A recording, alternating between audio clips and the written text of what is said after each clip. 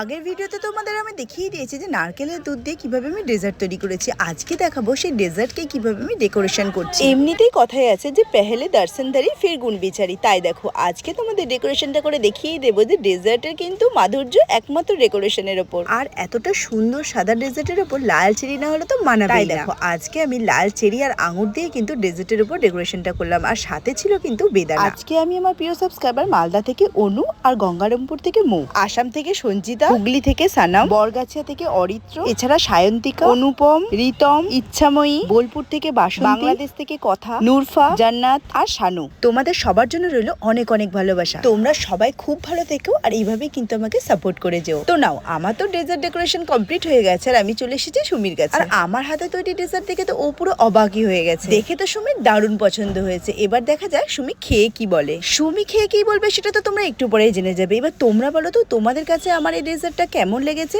ভালো লাগলে কিন্তু অবশ্যই জানিও। দেখো, তোমাদের ভালোবাসা না পেলে কিন্তু আমি নতুন কিছু করার কথা ভাবতেই পারি না। তোমাদের ভালোবাসার জন্যই এত কিছু সম্ভব। তাই তোমরা কিন্তু আমার পাশে সবসময় থেকো, এভাবেই আমাকে সাপোর্ট করে যেও। তোমরা যারা আমাকে এতটা ভালোবাসা দিয়েছো তাদের জন্য রইলো অনেক অনেক ভালোবাসা। এবার দেখা যাক সুমি খেয়ে কি বলে।